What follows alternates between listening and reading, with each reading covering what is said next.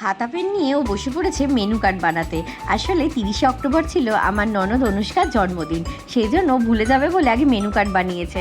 আজকে রান্নাতে ছিল অনেক কিছুই, যাই হোক, তো ও আজকে দায়িত্ব নিয়েছিল পুরোপুরি রান্নাটা করার। আমি তো খুব আনন্দেতেই ছিলাম, বলেছিল যে একদম ওর কাছেও আসতে না। আর মা ওকে হেল্প করছিল, লুচি ভাজা হচ্ছিল, তারপরে 5 রকম ভাজা, এরপরে বোনের আশীর্বাদের পালা।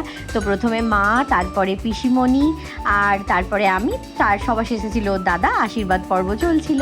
তো এই যে আমি আশীর্বাদ করলাম, তারপরে হচ্ছে ওর দাদা আশীর্বাদ করবে। তো আমাদের এইরকম আশীর্বাদটা আছে, জন্মদিনের দিনে আশীর্বাদ করা হয়। আর এই ছিল ওর স্পেশাল আর কি গিফট, বার্থডে গিফট ওর দাদার তরফ থেকে। এদিকে রান্নার মধ্যে ফুলকপি রোস্ট কমপ্লিট হয়েছে, তারপরে চলছে আর কি মাটনটা। ওদিকে বোনও লেগে পড়েছে। আর রান্নাঘরের যে অবস্থা আর কি দেখাবো, দেখো, মানে ও রান্না করলে এরকমই হয়। তারপর হচ্ছে পোলাও হয়েছে। এদিকে সব আমার বোনদের বলা হয়েছিল, আমার বোন আর ওর কয়েকটা বন্ধু।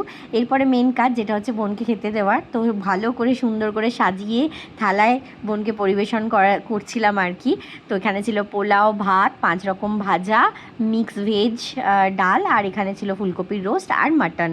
তো এরকমভাবে সুন্দর করে সাজিয়ে খেতে দিতে বেশ ভালোই লাগে আমারও, আর এই কাজটা আমি খুব ভালোই পারি। যাই হোক, তারপরে এই যে সবার জন্য খাবার রেডি করছিলাম। বোনকে আগেই খেতে দিয়ে দিয়েছি, দেখতেই পাচ্ছ কত বেলা হয়ে গেছে, প্রায় 3:45। তো খেতে খেতে প্রায় বিকেলই হয়ে গেল।